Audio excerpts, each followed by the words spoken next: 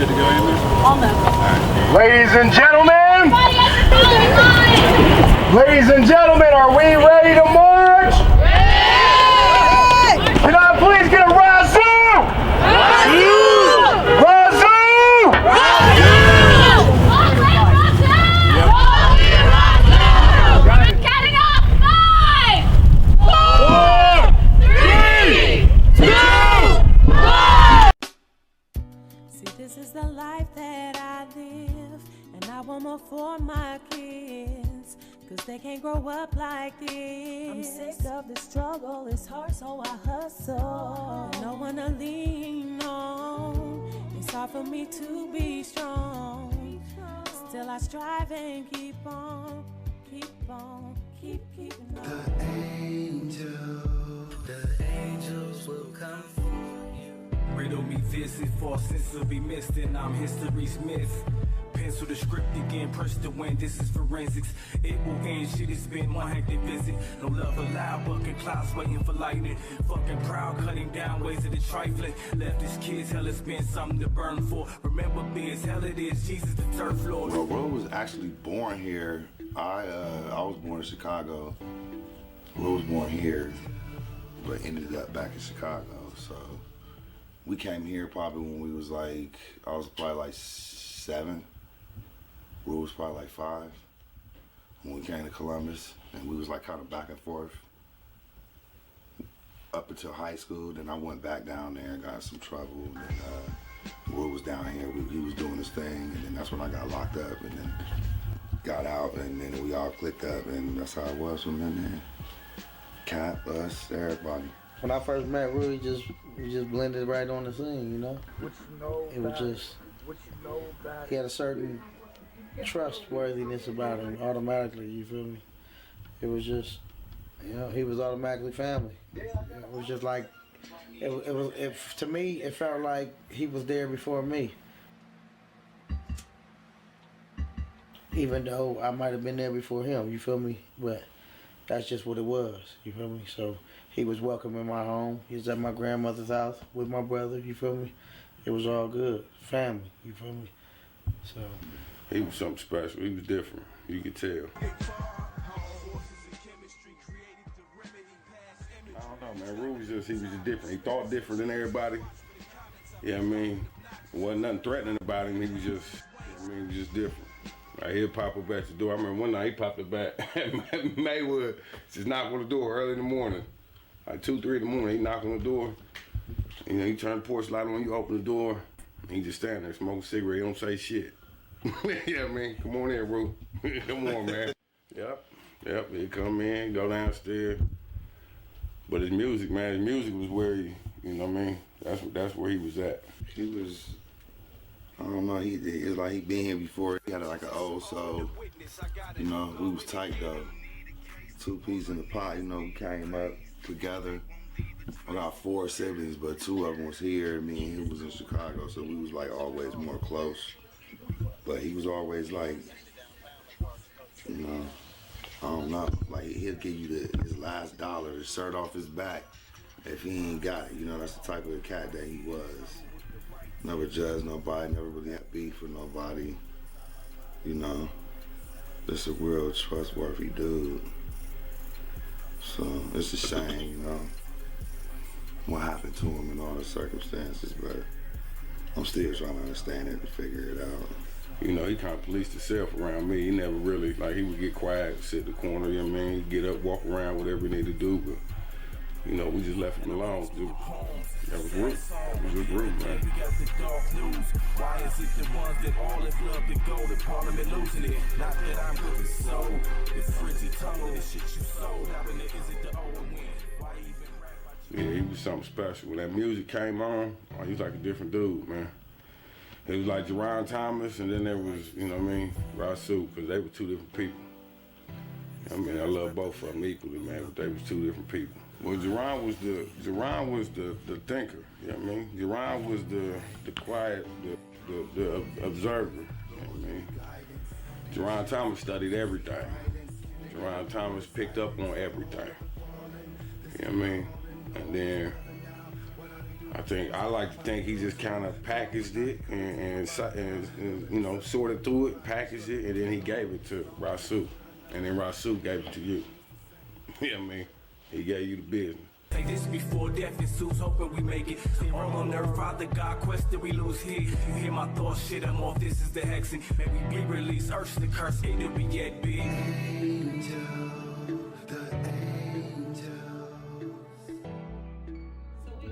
The late members of the Five Heartbeats. They just slide into the stage left over here, Baby Phil and Miss Heather. So I remember one time we were all in that same Osceola studio. We took a break. I want to say everybody left, and I was like, let me start this song. And I'm thinking I'm rocking and I'm doing something sweet. I'm about to do a whole song in the studio for once.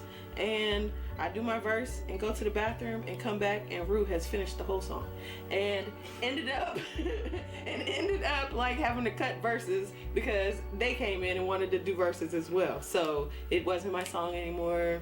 That happened a lot too. You guys are awesome. I do remember the first time I met Rue. He was Jaron when I first met him. He came over in my little sister Cassie's house because I was the hair braider. That's what I did. I braided everybody's hair up. And she was like, this little boy can rap. I'm like, yeah, whatever. He came over, and at that time, he was really young. He had super blonde hair. It was super blonde, and it was super, super thick and long. That's how I remember I was braiding it. So during that, he just started freestyling and rapping. And at that time, people still had cassette tapes. So he ended up handing me the tape, and I was like, I'm gonna pass it to my brother, and we ended up giving it to him, and kind of like everybody kind of linked up, and he was part of Seven Sign from the beginning when it was born. Behold, out of the smoke he then rose. Opium pros that he explode, you know. Rip vanity goes, he can go again. And ripping and flowing the bricks, finna get past the rich. Whether it's splitting the coast or having the brick, bitch should have been past the pits. It was so hard to rap after Rue, man. It was. It was so hard to rap before him, just knowing he about to be on that song. you better come with it. Cause like, I sat around many sessions, wrote stuff and wanted to go, and I'm like, nah. I ain't yet, I'm not yet. I waited until I felt like I was ready. Going the distance and I'm knowing the business. Moment adventures is owing the witness. I gotta go in and get him. More rhythm, get hope in the centrum. Coping and pimping, just podium stitches. Do you remember if he had hallucinations and stuff when he was younger? When they started? No. Do you know? I didn't notice it started really till after Capo. It was Thursday, June 5th, 2003. We was just chilling, man. Like, we was supposed to all link up.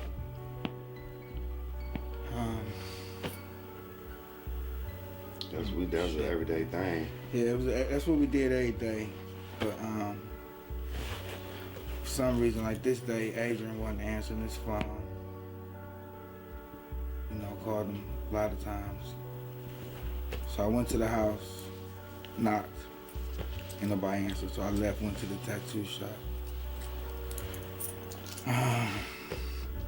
It's crazy. When I got to the tattoo shop, Rue was sitting in the corner, drinking a bottle of hand, just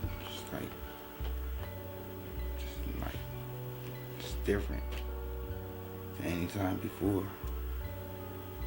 And I don't know, something just told me to go back to Adrian's house.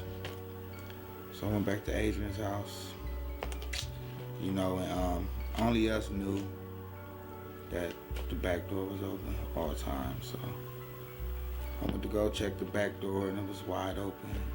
Rue seen him first. And, I walked in, found Adrian, dead on the floor. After when I found him, you know, that whole situation, that's when it really started, when he started flipping out, and it just got worse and worse. But before then, I could never remember, you know. You said something about him seeing Cap in the house a couple months later. Oh yeah, he kept saying he was having visions of seeing Cap, and he just was saying all these crazy things, you know. And I knew it was his condition or whatever. So I just sat there and let him vent, and you know, let him know it was all right and all that. But it just, I don't know, it was just getting worse. Medicine wasn't working, you know. So I don't know. Like it wasn't consistently bad, but it was just like he'll have his episodes, you know, every once in a while, and his episodes progressed, put it like that. Because you couldn't tell that something was wrong with him because he was so quiet until he did have an episode. Then you he was staring at you. Yeah. And he'll look totally different, like a different person. That's how you'll know he'll be going through one of his mental. Staring through you. Yeah. Like he sees something that you don't see, you know? But yeah, that's what's up with that. Feeling my way through the maze, lost, still hurting, feeling the pain. Ever since the nigga entered, I've been fixed with the blaze. Look at me now, mind gone, crookery found. Ever since my nigga Capo passed, the jukes was renowned. Now I'm seeing fucking bodies and it got me in circles. I was busy feeling jiggy with the posse on purple. About the third fucking year, I thought I'd die as a witness. Looking forward to my death, but I'm losing my senses. But I'm glad that I finally realized I was tripping. All my hustling motherfuckers had to deal with a sentence.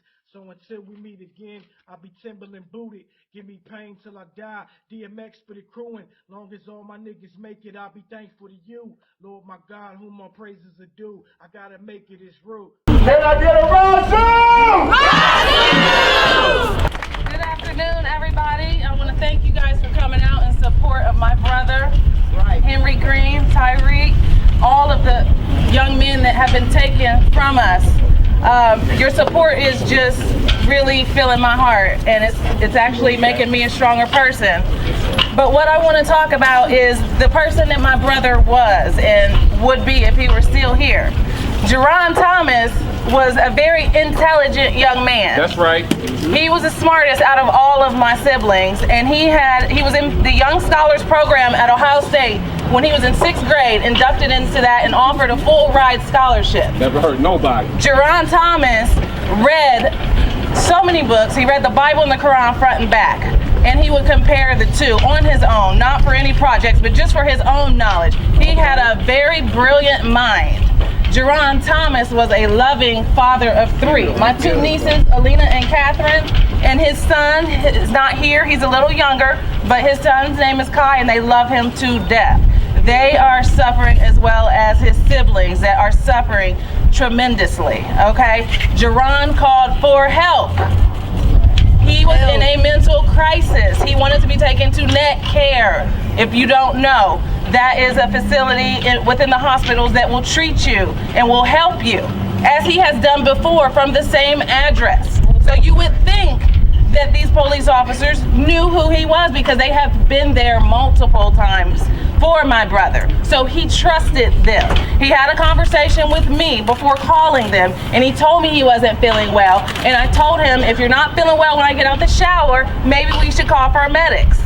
So he trusted me and said, okay. And he called me back to check on me and said, are you okay? I feel urine harm. I said, no, I'm fine. We're gonna get you some help, is what I thought.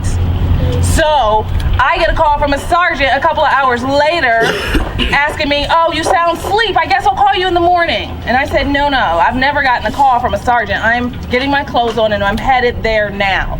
So he gives me no details and does not give me his name. I get there.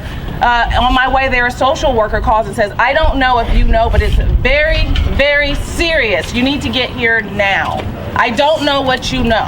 And I didn't know anything, nor did the police or sergeant want to tell me anything, okay? So, as I arrived, a nurse stops me and prepares me for what I am gonna see when I walk in that room, so I am aware and I can get my mind together.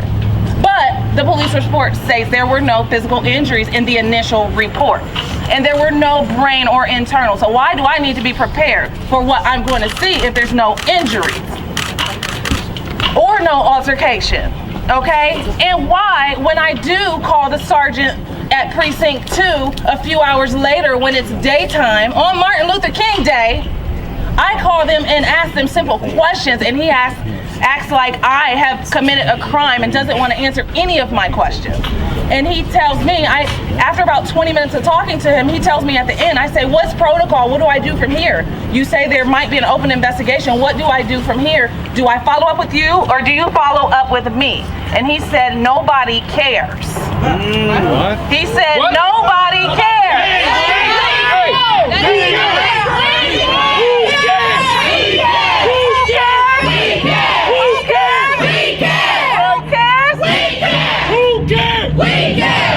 Thank you. And one other thing I'd like to share. A private investigator calls me at 11:12 at night, and he wants to know questions, and he wants to question me. No, I need to question you. No one has given me answers. I don't owe you anything, okay? So I asked him, are there dash cams? There were lights going on in several police cars. Oh, no dash cams. Really? There's no dash cams. Why not? We want to know what happened to my brother. What happened to Jaron Thomas? What happened to Jaron? What happened to Jaron? What happened to Jaron? What happened to Jaron? It's just really senseless that he is not here with us. We love him. I know you guys have grown to love him through his story. And why is this building closed today? Why is it closed? We want answers. We want answers. We want answers. We want answers. Hi everybody, thanks for coming to support my dad. Well, I just want to talk about my dad. My dad was a really good man. He loved his kids. He loved everybody. He never did anything to hurt anybody. Take your time, baby. Take your time. Take your time, sweetie.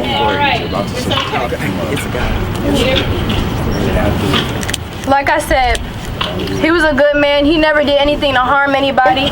He loved everybody. And for the cops to come, while he's calling for help, for the cops to come over there and to kill him like that, and then go back home, wash their hands, and have dinner with their kids, while we're stuck at home with no father, no one to hold, no one to talk to, no one to... It's all right, baby. It's all right. I want justice for my dad. I want answers. So, everybody say, long live Rasu! Long live Rasu!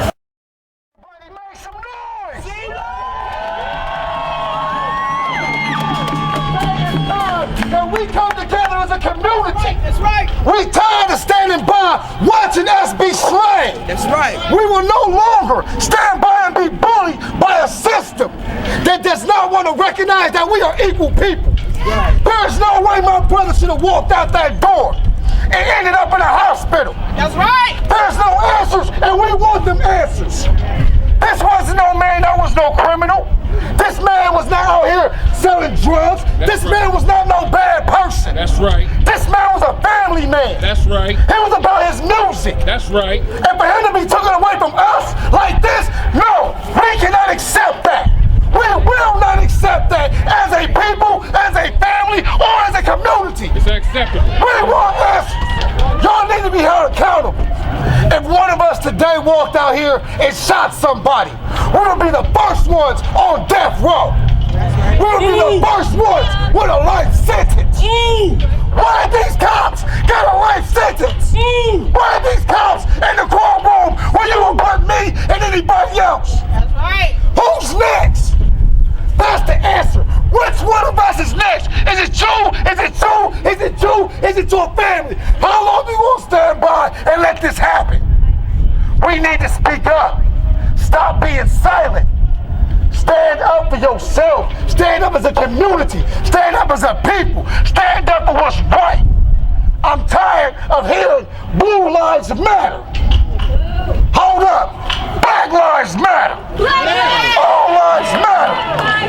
When it tell Black Lives Matter, get justice, there will be no justice. That's right. We don't want reparation. We want liberation. We want freedom. But to them, they'll never give it to us. So it's time we take what's ours. That's right. We vote these people in. Right. We let them market our community and put it in our face that they gonna help us. Say it. They ain't trying to help nobody but their pockets. That's right. That's right. All these congressmen sit back and take kickbacks, payoffs to shut their mouth about what's right. That's right. Say it. It's time we stand up and scream what's right. That's right. This door open 24 hours a day. Why you closed today? That's right. Why didn't stop today? So why ain't you here to answer us? Because y'all cowards. That's right. That's right. Stop being yellow bellies. Stop being punks. That's why it takes Be 12 accountable. Stand up.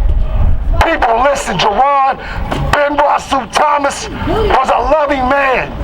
That was my brother, along with the rest of my brothers and sisters. He deserved answers. His kids deserve answers. His blood family deserve answers. We want them now. We want them now.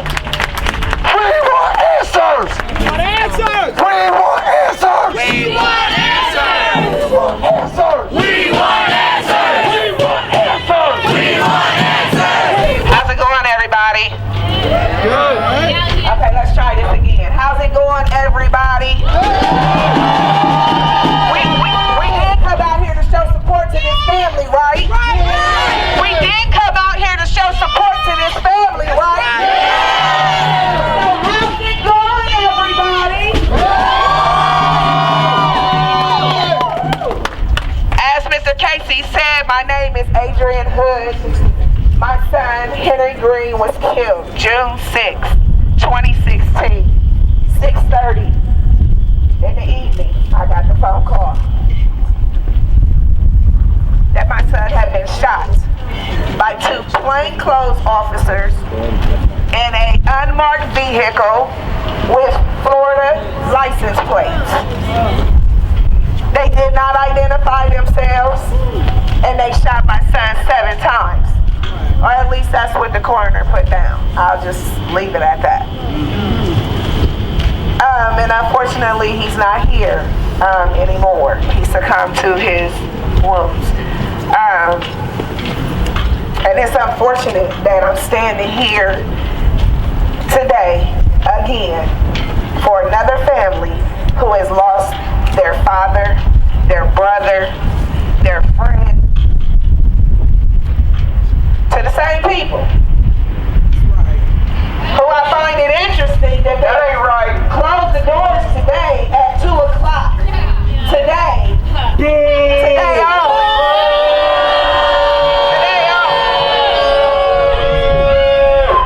This building is open 24/7. But today at 2 o'clock it's closed. That ain't right. That ain't right.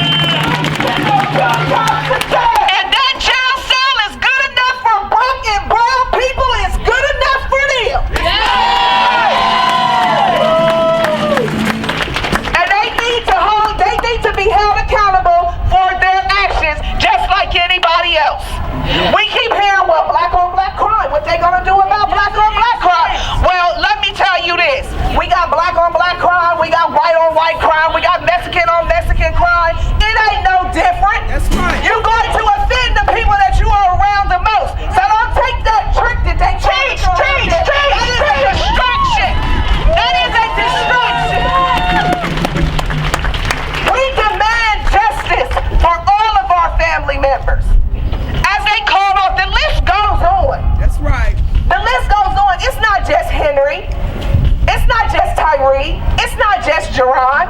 The list goes on. Yeah. Too much. Too much. Columbus, the Department of Justice came in 99 and found them guilty of excessive force. They found them guilty of racial profiling. But guess what? Instead of our city officials taking heed to what they said, they fought it. With our tax dollars, they fought the Department of Justice. And the Department of Justice just gave them a piece of paper and said, follow these rules. Nobody came back to make sure that they was doing what they was supposed to be doing. And guess what? Unfortunately, because nothing was done, here we are today with more bodies. That's right. We're going to get accountability for our family members leaving this earth too soon. Their lives were stolen from this. Right. Yes. My son didn't have any kids. He didn't have no record. Right. Which is one of the first things they said to me when I came in this building. I see your son didn't have a record. What the flying freak does that have to do with anything? We talking about that moment, that day, and that time with your plainclothes officers coming up on him and doing something that they was not supposed to do. That's right. According to their regulations and their policies. So I say again, we standing here demanding justice. Yeah. In front of a building, I might add to y'all that wasn't here before when I spoke. My mother helped build this building. That I come here to get justice for my son. She helped build this building, being the first certified black welder in the state of Ohio. Hey! She did that. And now I have to come here and demand justice from them. I have to demand justice. We have to fight for everything. Why is that? Why is it? Why is it? Why do we have to fight for everything? See that guy? Here's a acquaintance. They got answers for everything, but they don't never have no answers for us. And that's a problem. That's a problem. We have been second-class citizens since the beginning of this country. And when is enough enough? That's right. It's time to cut it off. We need everybody standing with us. Not just black and brown people. We need everybody standing together to demand the justice that we deserve. We can't get it by ourselves. Don't let nobody let y'all think that either. We have to come together. That's right. We have to stay together. No matter what they throw in our face to divide us, we have to stay together. That's right. Y'all have to take that vow and stand on that, no matter what comes your way. To Jaron's family, it's gonna be hell, and I'm not gonna tell you nothing different. It's gonna be hell. Jesus. You're gonna want to hear their voice, feel their touch, and it's no longer there. And all I can tell you, when you want to cry, cry. When you want to scream, scream. When you want to tear up something, listen to me. Don't tear up people. Don't tear up stuff. Out here in the community where you can face charges, but tear it up. That's right. You have that right down. You have the right to feel however you want to feel. But at the end of that, I encourage y'all and I challenge y'all, channel that energy so that we can get justice and watch who we elect into office so that we can get the justice that we deserve. Right. Ronald Reagan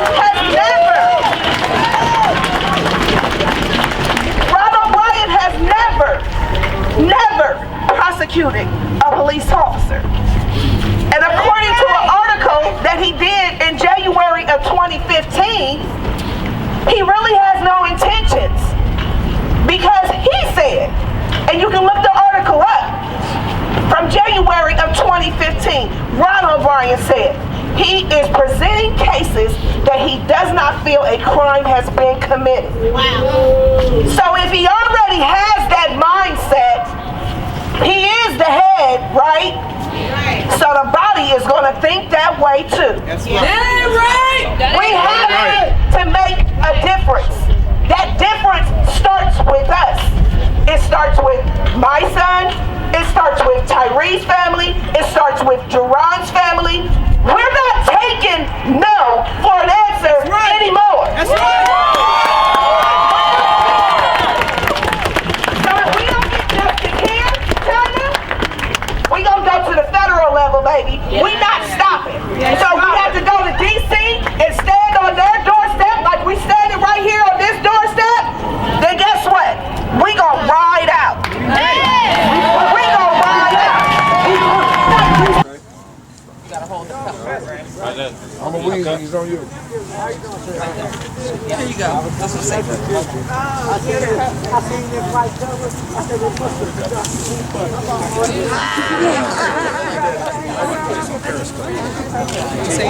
Hey man, stop throwing shit down there, man, before shit backfire on me.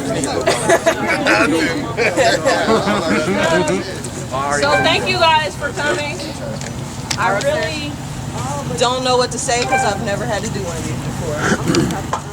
So that's pretty special. But thank you guys for coming. We need to keep pushing what we're pushing on Facebook and the questions that we're asking to make sure that everybody shut up. To make sure that we get the answers that we're demanding, because we need that answer. We need those. So does anybody want to lead us in prayer? I will. Please. Can you everybody bow their heads. Thank you. Go ahead. Father God, we come out here as a family in the name of Rue, the man that we all love, a good man, good man. Sad the way that things that happen, but we will seek justice for this. Thank everybody for coming out. We don't need nothing but prayers and love around this circle of family. Amen. We give the utmost power to everything that we love. We seek justice, peace, and harmony in everything that we do. Other than that, amen.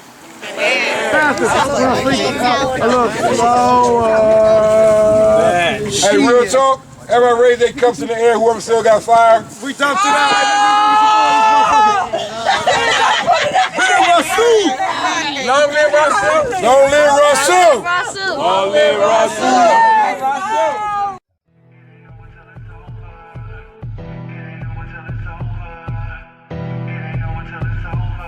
The fallen, the angels will come for you now, now, now. They calling, there's nowhere to run, you can't hide, hide, hide. The angel, the fallen, the angels will come for you now, now.